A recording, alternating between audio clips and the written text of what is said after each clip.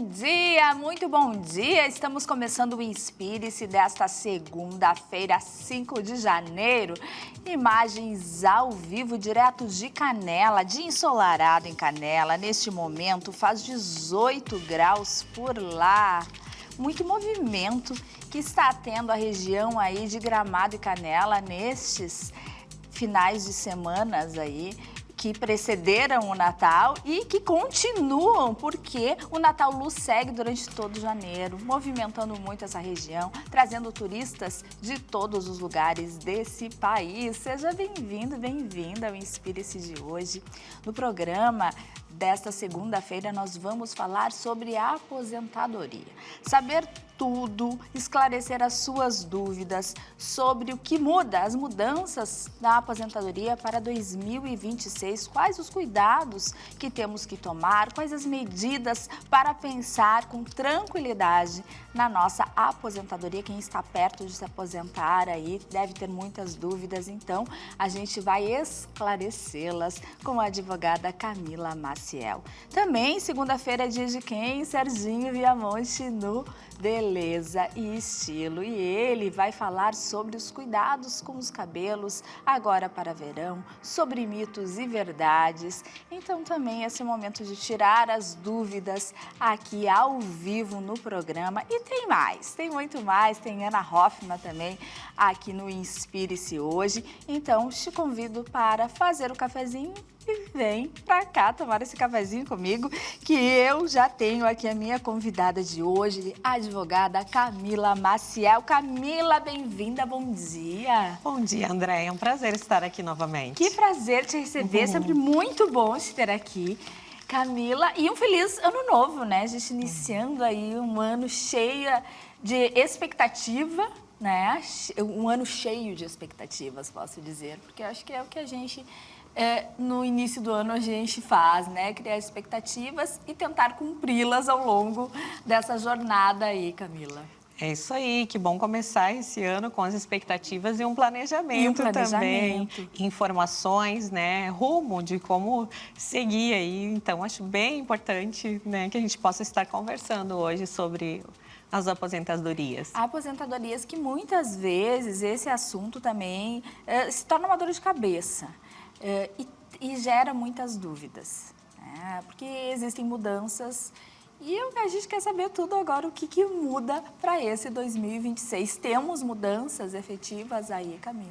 Nós vamos conversar sobre o que muda e também tem o que não vai mudar, que vai permanecer igual, que permanece. Né? Nós temos aí, a partir de novembro de 2019, a reforma da Previdência, então muitas pessoas ficarão perdidas porque cada um tem seu histórico de contribuições e dentro dessa reforma ela trouxe 4 regras de transição. Então, conforme a idade, conforme o tempo de contribuição da pessoa até ali, ela vai ficar de formas diferentes aplicada em cada regra dessa, né?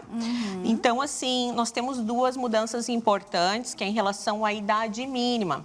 Esse ano, como nós temos uma tabela progressiva, cada ano tem que se atualizar, né? Então, esse ano a mulher, ela aposenta com 59 anos e 6 meses de idade e tempo de contribuição para a mulher fica em 30 anos. O homem aposenta com 64 anos e 6 meses de idade e 35 anos de contribuição. Nós temos também a outra atualização, que é em relação aos pontos, que é aquela que soma a idade e soma o tempo de contribuição. Vale até deixar uma dica aqui, que essa regra que eu falei antes, ela não tem idade mínima, tá? E a de pontos, ela tem sim uma idade mínima para iniciar, né? A mulher, 93 pontos precisa somar e homem, 103 pontos. E como que se faz o somatório desses pontos, para a gente entender? Somando tempo de contribuição e idade. Então, quando soma a idade e o tempo, a mulher tem que alcançar esses 93 pontos e o homem tem que alcançar 103 pontos. Fechou, já pode pedir a sua aposentadoria. Até é importante, assim, para quem não tem acesso mais especializado, tem um simulador no site do Meu INSS que pode acessar através da senha do Gov e ali já tem um parâmetro de como pode ficar, né? Claro que eu sempre indico que procure um especialista para ver qual a melhor regra para o seu caso. Claro. Né? Daqui a pouco tem casos que é uma estratégia esperar um pouco mais, um ano a mais de contribuição, vai fazer uma diferença no valor da aposentadoria que vai ficar para o resto da vida. Que ali, também muda, então. Às vezes Isso. esperar um pouquinho mais, é mais assertivo. Porque realmente, o que tu disse, ele depois é aquela que fica, né? O que tu vai poder contar com aquele valor ali. Sim, mas às vezes esperar também não é o caso, por isso que é bom procurar orientação. Porque, digamos, alguém que implementou essa pontuação, chegou nesse cálculo, já podia pedir sua aposentadoria em 2025 e não pediu, essa pessoa vai ter que se submeter às regras de 2026. Ah, porque mudaram as regras. Isso, então pode ser que daqui a pouco tenha que contribuir 6 meses a mais, né? Enquanto ali já poderia ter pedido a aposentadoria. Em relação a tetos, né, doutora Camila, o que a gente pode falar?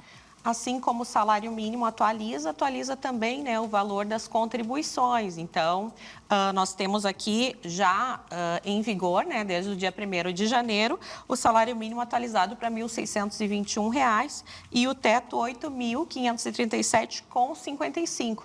Então, isso quando a pessoa vai fazer o cálculo lá para contribuir, seja via carnê, né, a pessoa que vai fazer o cálculo, ela pode contribuir de 5% até 20%, né, do salário mínimo, ou até chegar ao teto. Então, ela precisa atualizar essas contribuições também conforme essa atualização de salário mínimo. E aqui é importante deixar claro que quem contribui agora em janeiro, André, como o INSS sempre computa para o mês anterior, então quem contribui para janeiro ainda vai pegar o valor do salário mínimo ou do teto, né, de 2025. Mas, a partir de fevereiro, a competência já vale para janeiro, então precisa ser atualizada. Senão, fica aquela lacuna lá que não alcançou o salário mínimo para quem é do salário mínimo ou o déficit, né, de valor para quem vai recolhendo em valores maiores, né? Doutora Camila, pensando em quem é MEI, quais os cuidados que tem que ter, o que faz, né? Quais as garantias, como que se dá a aposentadoria para quem é microempreendedor?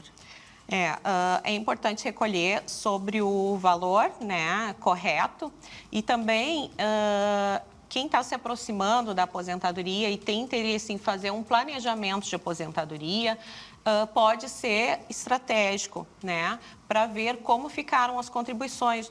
Tem várias pessoas que me procuraram que às vezes começam a contribuir um valor maior perto da aposentadoria e quando a gente vai olhar o histórico, ela tem um histórico de muito tempo ter recolhido o mínimo. O contador ia lá e recolhia o salário mínimo.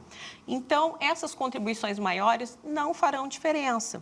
E tem ao contrário também. Tem lá no início pessoas que recolheram mais e foram deixando a contribuição de lado, recolheram pelo mínimo e se melhorarem as contribuições também terão diferença. Né? Então, assim, eu sempre pergunto qual é a expectativa da pessoa em relação à aposentadoria para ver sobre o histórico dela, o que pode ser levantado. A partir de que idade é indicado que a gente comece a pensar na aposentadoria? Porque muitas vezes a gente vai começar a dar importância para isso quando a gente já adquiriu uma idade, já passou uma vida trabalhando e sem se preocupar exatamente com isso. Então, a indicação é a partir de que idade a gente ter esse olhar para garantir uma aposentadoria melhor, né, mais segura, com um valor mais alto no futuro. Eu considero quanto antes, né? Principalmente quem já contribui antes de 2019, como tem essas 4 regras, é mais confortável que saiba como fica a sua situação dentro dessas 4 regras, né? Para ter um norte, né? A partir dali já saber como vai seguir nas contribuições, né? Às vezes, fazendo um histórico bem avançado, se percebe que o que se tem ali de histórico já é o suficiente, daqui a pouco a pessoa pode, como estratégia, pensar também numa previdência privada para complementar a sua renda no futuro, né? Então, eu digo que essa forma de prevenção é interessante, né, o quanto antes, assim. E se a gente for pensar, doutora Camila, para quem não contribuiu, né? Para quem trabalhou, teve trabalhos informais, não contribuiu, chegou aí a uma idade e agora? O que eu vou fazer? Vai valer a pena? Não também pensei numa previdência privada. Qual que é a orientação para essa pessoa que chegou nos seus 40, 50 anos e não contribuiu de forma, né, como deveria? com trabalhos informais apenas. Como que pode se garantir uma aposentadoria aí? Quem quer, pelo menos, garantir o mínimo, né, aconselha a pagar, porque nós temos a aposentadoria por idade, que chegando à idade, essa não muda a regra, tá? Chegando à idade, não vai mudar. A mulher é 62 anos e o homem 65, mas precisa ter no mínimo 15 anos de contribuição, né? São 68 meses pagando para o INSS a contribuição para poder garantir pelo menos uma aposentadoria por idade mínima, né? E aquelas pessoas que são carentes e que não tiveram contribuições não tiveram condições de contribuir uma vida inteira, essas têm direito a um benefício assistencial independente de contribuição. E que valor é esse? É sobre o salário mínimo. Sobre o salário Mas daí mínimo. precisa ter idade, né? Ser considerado idoso, 65 anos ou mais, e ter a condição de vulnerabilidade social, extrema carência, para poder ter esse salário mínimo. Então, essa não depende de contribuições. Não contribuiu, nunca conseguiu contribuir, implementando a idade, o requisito, né, de pobreza, vai conseguir o benefício. Perfeito. Tem aqui uma pergunta. Para quem tem alguma doença, tem alguma indicação para aposentadoria? Aí depende da condição da doença, né? Nós temos o que se chamava auxílio-doença, né? Que seria uma incapacidade temporária. E temos também o que se chamava aposentadoria por invalidez, que hoje a gente tem por incapacidade permanente. Então, para aposentar por doença, essa doença precisa ser longo prazo, precisa apresentar todo um histórico de exames, né, de tratamento médico, para daí sim conseguir demonstrar que essa pessoa não tem mais condições de trabalho, não pode mais ser reabilitada para o mercado de trabalho, né?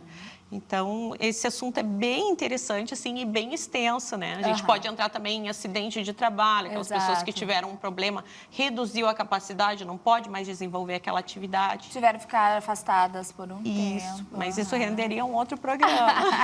É muito assunto, né? Também tem uma pergunta aqui referente à carência. O que é a carência, o que significa e para que serve? A carência é como a gente tem ali no plano de saúde, no seguro de vida, né? A gente precisa pagar um pouco para poder começar a ter direito a certos benefícios, né?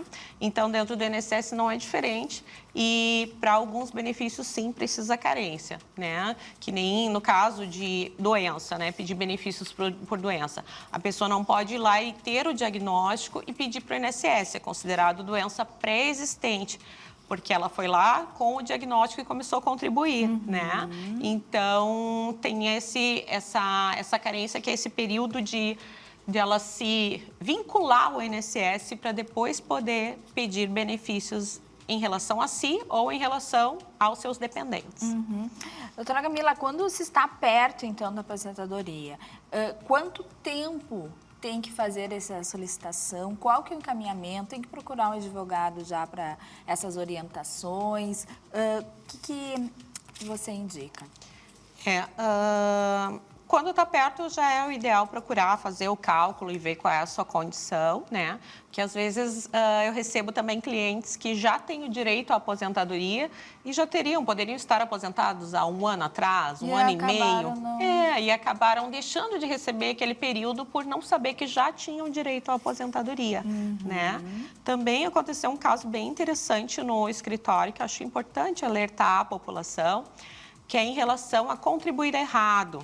Uma família veio me procurar para uma senhora que ela já estava há mais de 10 anos contribuindo como MEI e ela é baixa renda. Então, assim, ela tirava do orçamento dela 170 e poucos reais para contribuir como MEI, né?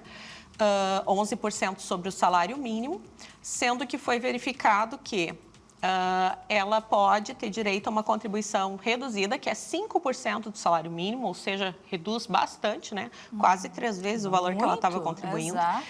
E ela vai ter que trocar códigos junto ao INSS, Porque quando chegar na hora de pedir aposentadoria, eles vão pedir, bom, se era MEI, a gente quer saber de onde vinha essa remuneração. Os papéis da empresa, os papéis, né, que ela recebia, comprovando.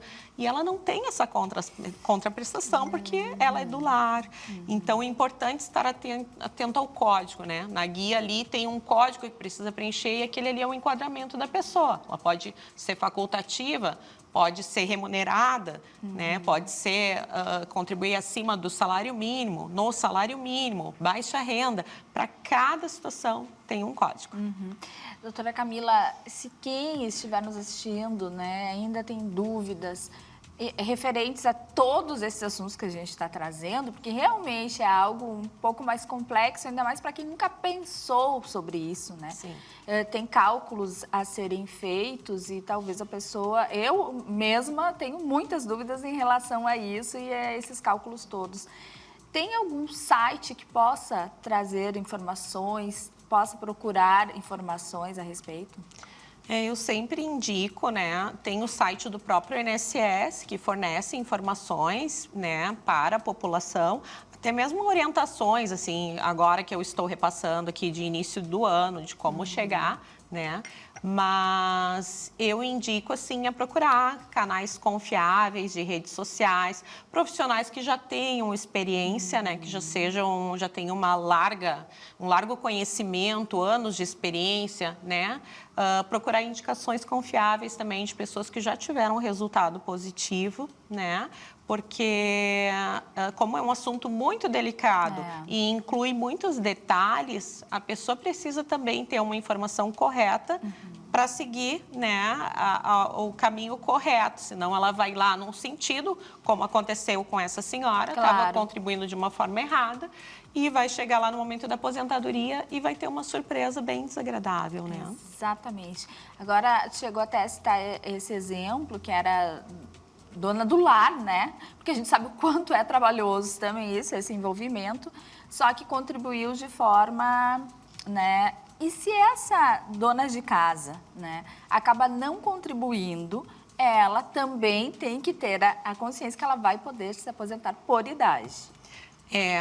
Para a idade precisa ter esses 15 anos de contribuição, né? Então, até assim, às vezes a pessoa contribuiu 15 anos, mas ficou 15 anos, digamos, e ficou muito tempo sem contribuir. Também tem alguns momentos que ela vai precisar contribuir um pouco mais que 15, porque tem esses períodos de carência, que foi feita a pergunta, que esses períodos de carência vão mostrando a continuidade em que ela esteve contribuindo para o INSS. Então, esses 15 anos para o INSS são 180 meses, então tem que ter essa continuidade para chegar lá e poder pedir por idade também. Desses trabalhos mais informais, como diaristas, quais os cuidados também? O diarista, estudante, né, aprendiz, é bem particular, assim, né? Depende da continuidade ali, da remuneração e tudo. Mas, para essas pessoas que, assim, não tem como comprovar renda, digamos, a diarista vai lá na casa e não consegue comprovar que ela recebe, né? Ou então, tem semanas que faz mais trabalhos, outras menos, não consegue ter uma continuidade nessa contrapartida, ela pode ofertar contribuições como facultativa, que é a pessoa que quer ficar vinculada ao INSS, mas ela não tem como comprovar uma renda, né? Diferente do Uber. O Uber, ele tem uma renda constante ali, né? Que ele conseguiria comprovar lá perante o INSS. Daí o Uber já tem a contribuição diferenciada, né? Mas, como facultativa, é para as pessoas que não vão ter como comprovar que recebem. Então, elas podem ir lá para não ficar sem direito ao auxílio-doença, sem direito à aposentadoria, né? Elas podem contribuir dessa forma. O facultativo só não vai aposentar por tempo de contribuição. No caso de falecimento de um cônjuge, essa aposentadoria do cônjuge passa para o outro ou não? Passa para o outro, né? Nós tivemos uma modificação aí com a reforma da Previdência, a partir de 60%, não é mais 100% como tínhamos antigamente, né? Vai aumentando 10% para cada beneficiário, né? Então, é importante estar atento a isso também, né? Às vezes a pessoa conta com aquela renda de forma integral e ela já não vai mais poder ter. Então, é uma diferença, às vezes, até na forma como a família se organiza financeiramente, né? Mas daí, André, tem que ver a situação assim, se esse cônjuge é casado, se ele tem uma união estável reconhecida, às vezes tem a união estável só de fato ali, mas não é reconhecida, às vezes vai precisar um preparo a mais para poder receber esse benefício, vai ter que comprovar perante o INSS ou perante a Justiça, né, que tinha essa união para poder sim receber o benefício. E essa união, quando você fala formalizada, em cartório, é isso. Então, é importante também a gente, né, pensar nessas questões aí de formalização, porque evita aí futuramente um problema que pode se arrastar e acabar prejudicando alguém, né, de um dos lados. E às vezes a pessoa conta com aquela renda, daí até ter todo esse trâmite e conseguir comprovar, vai um tempo que ela vai ter que se organizar sem contar com essa renda, né? Quando existe a união estável de fato, a pessoa consegue comprovar. Tem pessoas que pensam até em desistir, não vou pedir o benefício. Mas eu aconselho a ir atrás, né? Eu já tive uma situação no escritório que eu consegui comprovar uma união estável em estados diferentes. As pessoas moravam em estados diferentes e eu consegui que essa pessoa começasse a receber a pensão, né? Mas, claro, daí via judicial. Perfeito. Quais os erros mais comuns que você percebe na hora da pessoa se aposentar? São vários, assim, são vários, mas acho que o principal é cuidar as suas contribuições, né? Porque o cliente, quando procura o escritório, a primeira coisa que a gente pede é o extrato de contribuições, aquele CNIS que tem lá no site do meu INSS, né? Que ele pode baixar. Então, às vezes as pessoas pegam o extrato e assim, se surpreendem, porque não tem a empresa tal, outra empresa não estava lá em carteira, assinado o início do vínculo e o final, mas a empresa não registrou perante o INSS, então esse vínculo fica aberto, que é uma situação que no momento da aposentadoria precisa estar arredondada ali, a gente precisa ajustar, né? Então, eu acho que principalmente é isso, né? Problemas nos vínculos. Também, assim, às vezes se dá conta que atrasou alguns pagamentos para o INSS, daí não teve computado aquele período, né? Ou pagou abaixo do salário mínimo nessa troca de ano, que é tão importante, né? Esse ajuste do salário mínimo que muda todos os anos. Então, acho que é isso muito importante. Eu tenho o caso de uma cliente de São Paulo, que nós fomos descobrir que ela repassava o valor para o contador e não teve as contribuições vertidas durante alguns anos. Então, eu acho bem importante cada um ir lá olhar seu extrato e verificar, né, se pelo menos ali o que está registrado condiz com o seu histórico de trabalho. Contribuições em atraso, elas podem ser regularizadas? Como fica essa situação? Isso é uma situação assim, bem particular, mas, assim, em regra, alguns casos, sim, né? Só não pode para o facultativo, né? Esse que oferta contribuições sem ter uma renda comprovada, né? Esse não pode pagar o passado, que tem também muitos casos que as pessoas chegam, falta 2 anos para minha mãe se aposentar, calcula para gente ir lá e pagar tudo junto para já adiantar, né? Então, tem alguns casos que a gente consegue verificar que a pessoa, digamos, tinha empresa, tinha como comprovar que tinha remuneração, mas apenas esqueceu de recolher. Então, tem um período que a gente avalia que sim, dá para contribuir, aquele curto período ali, né? E talvez faça a diferença, ou talvez pensando em multas e juros ali que pode acrescentar, seja melhor olhar para frente, né? Mas cada caso é um caso. Trabalhar e se aposentar e continuar trabalhando, é possível? É possível. Né? É possível, isso eu digo assim, é um acordo que se faz ali, conversa com a empresa, às vezes continua ali na mesma empresa, às vezes troca, só não é permitido quando é atividade especial, que o trabalhador já é retirado do mercado de trabalho para proteger a sua saúde, né? Um ambiente petroquímico, né? Situações em que realmente expõe a saúde dele. Então, é considerado que ele preencheu aquele tempo, que é um tempo menor que o comum, e ele já está com a saúde sendo exposta de uma forma né, prejudicial. Então, nesse caso, aí não se pode continuar trabalhando. Nossa, como tem assunto, Camila. E para a gente encerrar, assim, se o trabalhador ficou desempregado, ficou recebendo aí o seguro-desemprego, ele pode continuar contribuindo? Como que fica a situação desse trabalhador também? Muito interessante. Essa parte aí passa por muitas pessoas sem darem atenção e é bem importante. Conforme o tempo que ela contribuiu, essa parte da carência dela também reflete na qualidade de segurado dela lá na frente, né? Ela passa um período ali coberta, digamos assim, pelo INSS, podendo pedir benefícios sem estar contribuindo. Então, conta o tempo que ela ficou contribuindo, conta o seguro-desemprego que vai aumentando, né? Às vezes ela está há 3 anos a mais desde o desemprego, né? Sendo coberta por benefícios sem ter contribuído, né? O tempo que ela ainda fica mantendo essa qualidade de segurado, né? Já aconteceu pessoas que têm doenças graves, né? Foram acometidas por doenças graves e tinham direito ao benefício mesmo sem estar contribuindo naquele momento. Mas é importante pedir uma orientação para saber, no seu caso, quanto tempo ainda vai ficar se ela não tiver condições de seguir contribuindo, né? E também, outra situação, se afastou por problema de saúde, que não estava contribuindo, mas recebia pelo INSS, se ela não estiver recebendo pela empresa, que ela faça pelo menos mais uma contribuição válida, né, dentro do prazo, porque dela consegue que esse tempo de auxílio-doença seja válido como tempo de contribuição. Né? Se ela não faz essa contribuição extra depois, esse período não é computado como tempo de contribuição. Isso, às vezes, as pessoas ficam, né? Muito tempo, 2 anos em benefício, 3 anos, então é bem importante. Doutora Camila, muito obrigada. Adorei te receber aqui. Fica o arroba, né? Para mais dúvidas, tenho certeza que a doutora Camila vai respondê-los aí. É só enviar uma mensagem, né, doutora? Muito obrigada. Foi um prazer te receber. Muito obrigada também. Meu arroba é camilam.maciel, né? Tem o site também, www.camilamaciel.com.br. E fico à disposição, sim. Muito obrigada também, André. Até a próxima. Tudo de bom. Obrigada. Nós vamos para o intervalo agora e na volta tem Serginho Viamonte com beleza e estilo. É já já.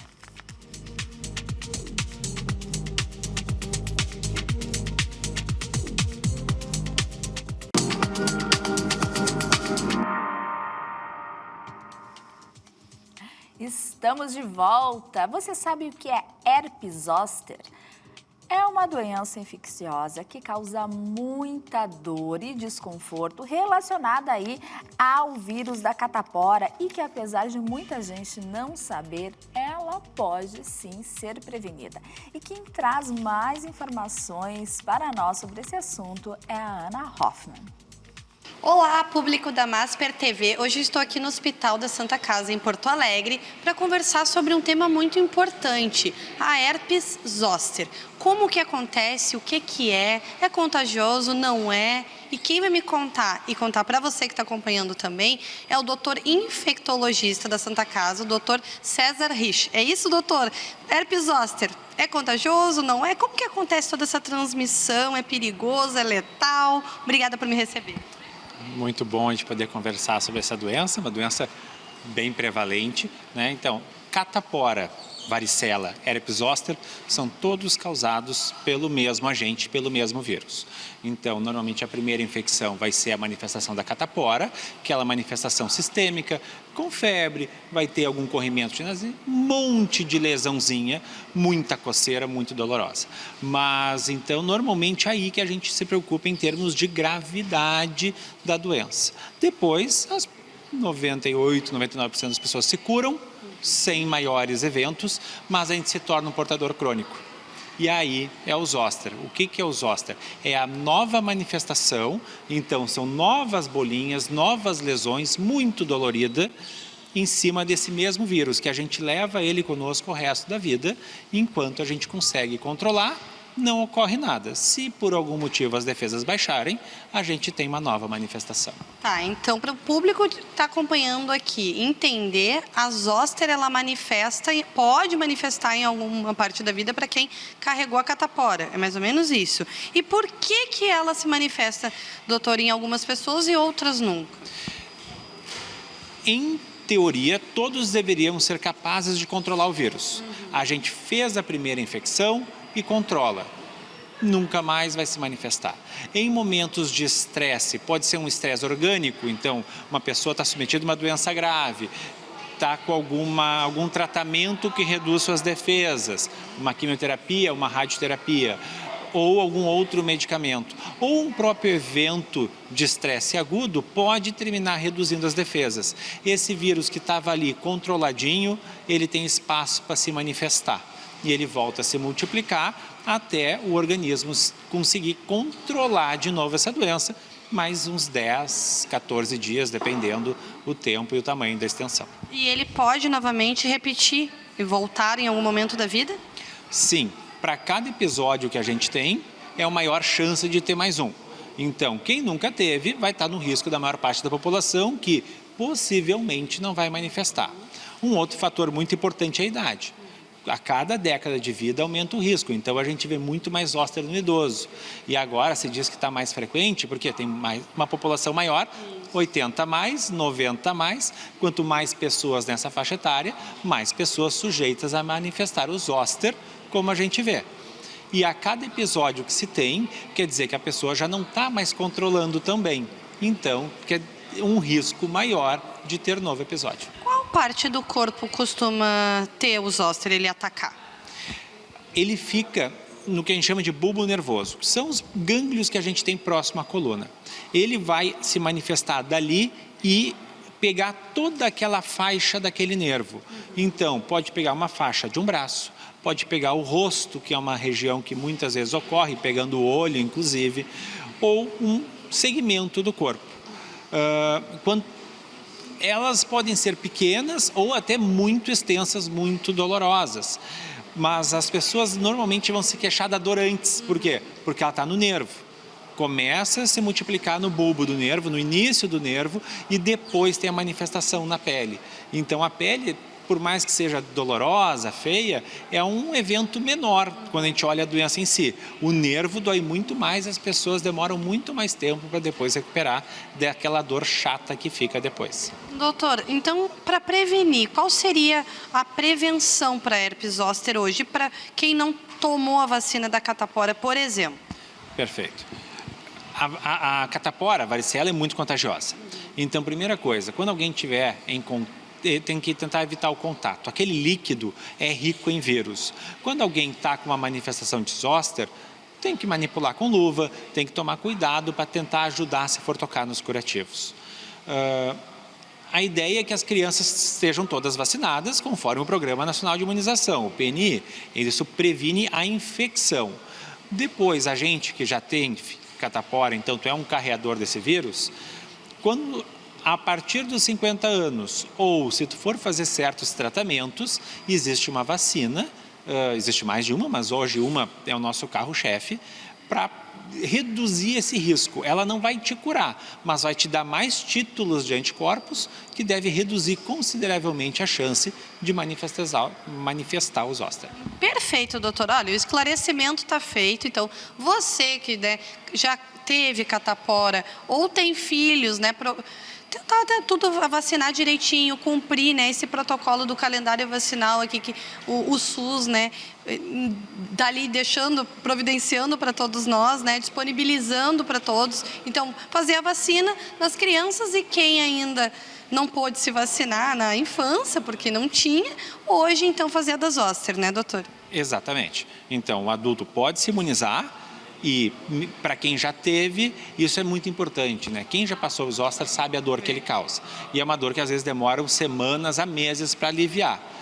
Vale a pena fazer a imunização depois. Então a vacina não vai te curar. Mas para quem já teve 1, 2, 3 episódios, tu poder não ter novo ou passar muitos anos até o novo episódio, é um ganho de qualidade de vida muito grande. Muito obrigada, doutor, pelo esclarecimento. Já desejo aí uma Feliz Natal, bom Ano Novo para o senhor. Boas festas também. Muito obrigada. Volto com vocês aí no estúdio, gente. Muito bem, Ana, um assunto tão importante, esse da catapora, da vacinação e também dos cuidados aí para a herpes zoster. que quem já passou por isso, sabe o quanto é desconfortável, o quanto é dolorido e o quanto deve ter de cuidado, né? Então, essa questão da vacinação também para a prevenção da herpes enquanto adultos, né? É bem importante. E agora nós vamos falar sobre IPTU. Começa hoje em Porto Alegre o prazo aí para pagar o IPTU. Os contribuintes já podem emitir as suas guias online. Quem pagar à vista garante até 11% de desconto, com prazo final em dia 9 de fevereiro. Quem nos traz todos esses detalhes é o repórter William Cardoso. Muito bom dia, André, e a todos que acompanham a iniciando praticamente, né, agora comentamos na última semana, mas hoje, segunda-feira, primeira segunda-feira aí, sobre essa informação, já vamos batendo na tela. Oi! Tivemos aí um probleminha de áudio do William, então a gente retorna com o William um pouco mais tarde. Nós vamos para o intervalo agora. Na volta tem Serginho Viamonte com mitos e verdades sobre cabelos. É já já.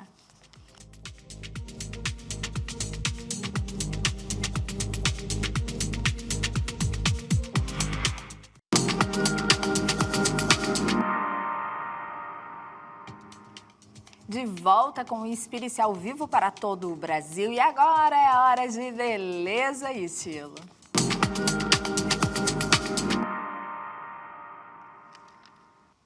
Serginho Viamonte, que coisa boa de ter aqui. Na primeira semana do ano. Primeira semana do Feliz ano. ano novo, um ano novo aqui para o Inspire-se, para todas as pessoas envolvidas, que seja lindo, de muito trabalho, que a gente possa levar muita informação para o telespectador, né? Que com tanto carinho, quando a gente senta aqui, prepara tanta matéria boa para quem está em casa.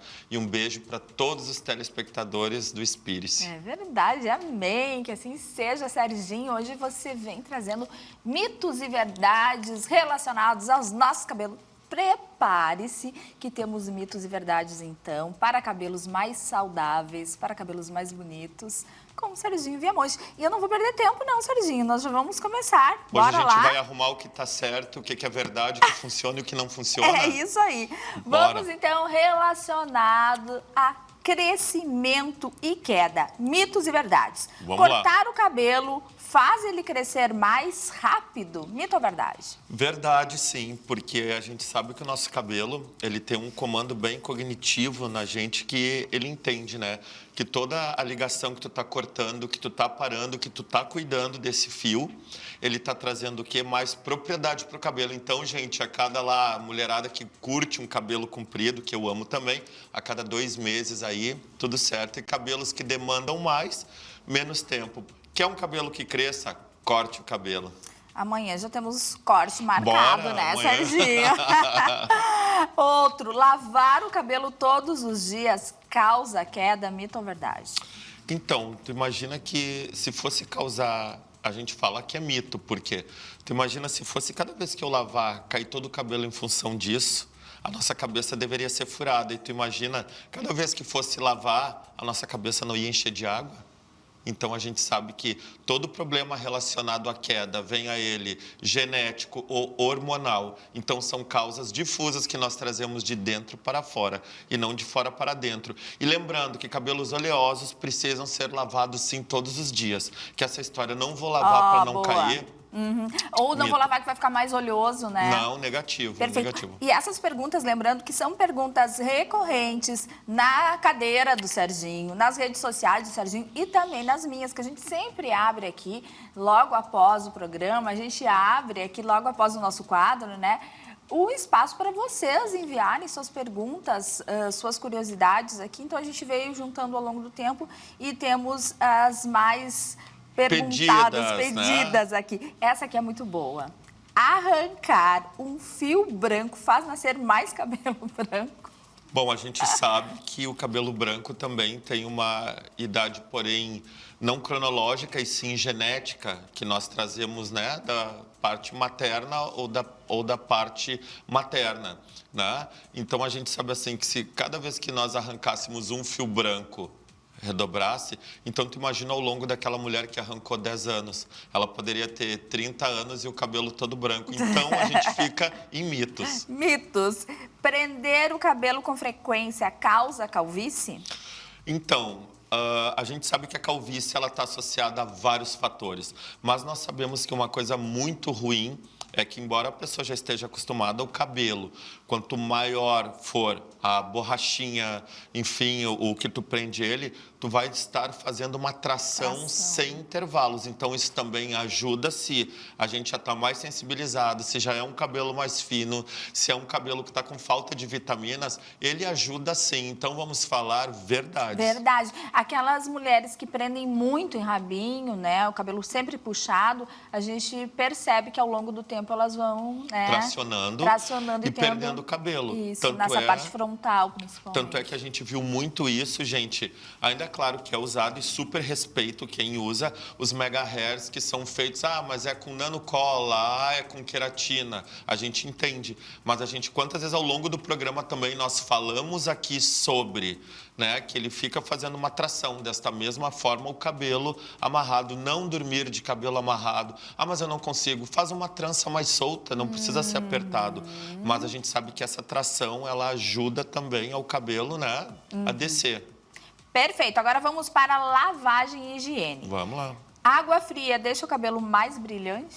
Então, a gente sabe, se a gente for falar lá do começo, não existia água quente. Água quente foi uma coisa que, com o tempo, né, e comportamental do ser humano, nós viemos adaptando para o nosso próprio belo prazer, não é verdade? De relaxamento.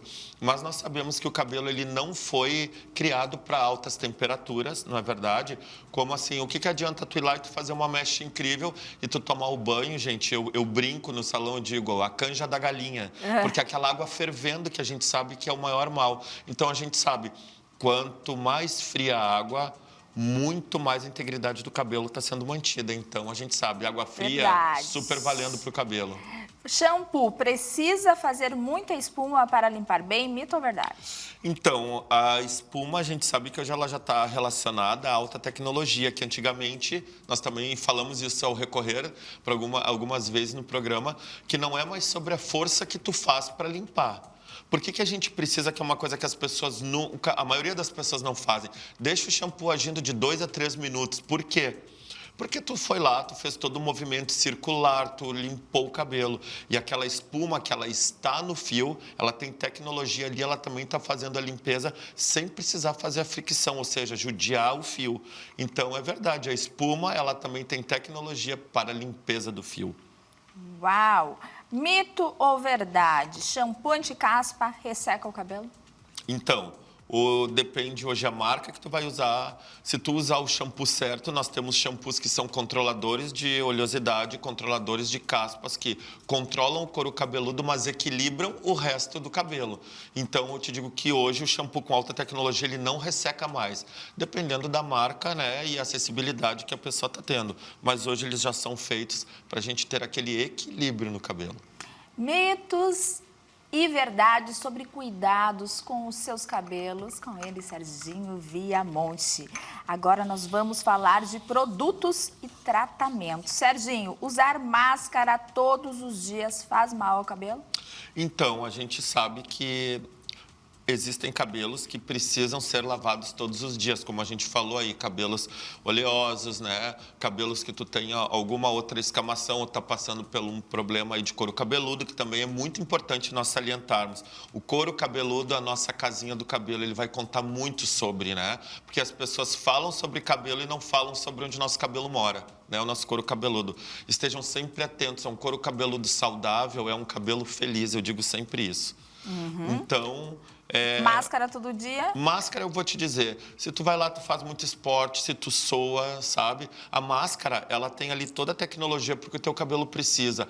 Vou precisar lavar todos os dias o meu cabelo, então já que eu tô lavando, vamos alinhar com o melhor que a gente tem. Então, de uma maneira correta, para depois a preparação, sabendo que nós temos outros protetores, tudo pro cabelo, é um bom resultado sempre. Então, verdade. Verdade. Então é mito, não faz mal ao cabelo. Não faz, não faz. Óleo deixa o cabelo mais oleoso? Então, se eu for usar um óleo no meu cabelo, depende de algumas questões que a gente sempre faz uma anamnese com a cliente. Eu sou usuária de produtos com progressivo, eu sou usuária de relaxamento, de outros tratamentos que a gente sabe que o cabelo já foi processado. E se eu tenho aquela genética ou se eu tenho aquela predisposição a ter oleosidade no cabelo ou usar de uma forma exacerbada no fio, óbvio que ele vai ficar pesado, óbvio que o cabelo vai ficar. Mas na maneira correta, que a gente usa de 2 a 3 gotas na mão, friccionando bem e trabalhando meio e pontas e nunca raiz, não teremos problema no cabelo. Então, Uau! Então, mito. então é mito. Mito. Produtos naturais são sempre melhores que os industrializados? Nós sabemos que os produtos naturais hoje, para quem busca, vamos falar ali principalmente como a terapia vegana capilar. Nós sabemos que quanto mais produtos nós trouxermos, menos industrializados, e maior for os produtos, enfim, a naturalidade do que a gente está usando, a gente vai ter um cabelo maravilhoso. Mas lembrando também que produto que a gente vem das indústrias, que a gente vai trabalhar com ele, nós temos todo um serviço de técnicos, bioquímicos que trabalham sempre, então, para trazer sempre o melhor para o fio. Serginho, nós estamos nos minutos finais. Ok. Em relação a mitos e verdades sobre fios brancos, sobre envelhecimento do cabelo, sobre químicas, calor, procedimentos, tipos de cabelo, a gente deixa para outros programas. Pode ser alimentação, tem muita coisa aqui relacionada a mitos e verdades. E para terminarmos, em relação aos produtos e tratamentos, tem mais 2 perguntinhas aqui de mitos e verdades. 3, pode ser rapidinho? Perfeito, vamos fazer um bate-bola. Química, estraga o cabelo para sempre? Se a química ela for administrada sem o conhecimento, sim. Com bom conhecimento, produtos e a química hoje nós usamos não só para coloração, como tratamento. Opa! Cronograma capilar funciona para todo mundo? Cronograma capilar, ele funciona de uma forma que a cliente e o profissional eles estejam sempre em comunhão, entendendo a cada uma de uma forma única a necessidade que cada cabelo precisa. Funciona? Funciona, Verdade. funciona. Produtos caros são necessariamente os melhores, mito ou verdade? Então, vou te dizer que é totalmente mito, que nem tudo que grandes marcas vão para mim pode ser para ti. Recentemente, eu recebi a cliente que me disse de uma das linhas mais caras, um dos tratamentos mais caros, o cabelo não resolveu. Eu comprei errado, não. Só que o produto e talvez a indicação que foi feita a ela foi mal administrada, que não servia para o cabelo. Então, o melhor shampoo, a melhor máscara, o melhor condicionador, o melhor protetor térmico, o melhor produto de finalização é aquele que se dá bem com o teu cabelo. Perfeito. Serginho, vou te colocar um desafio aqui. A gente vai continuar nos próximos quadros sobre os mitos e verdades, mas Perfeito. colocar um desafio de trazer produtos baratinhos e eficientes. Vamos fazer Dicas, isso? vamos fazer? E tem. E Perfeito. lembrando uma coisa, né? Falando sobre cabelo, hoje para nossa estação que nós entramos mais quente do ano, que é um dos maiores cuidados que nós temos, antes somente de falar sobre alimentação, falar sobre cuidados de shampoo, lembrando que o melhor amigo para o nosso cabelo é beber água. Quanto mais água nós bebermos, o nosso cabelo ele vai responder bem. Então, gente, antes de tudo aqui, ó, o remédio natural que nós temos em casa para a pele e para o cabelo. Tem amor pelo cabelo, ó, bebe bastante água. Lembrou, não tinha bebido hoje ainda. Muito obrigada pela sua companhia. Obrigada a você, Serginho, é claro, por mais um Beleza e Estilo. E até o próximo. Beijão. Sempre uma honra estar aqui. A gente poder desmistificar um pouco. Espero que todo mundo em casa tenha gostado. Me segue lá, @Serginho Viamonte Oficial, que eu posso te ajudar. Isso aí, manda perguntas pro Serginho, manda pra mim que a gente vai trazer tudo aqui no Inspire-se pra você. Começando essa semana linda e te desejo que seja muito produtiva, com muitas coisas boas e te espero amanhã com mais um Inspire-se. Beijo, até lá.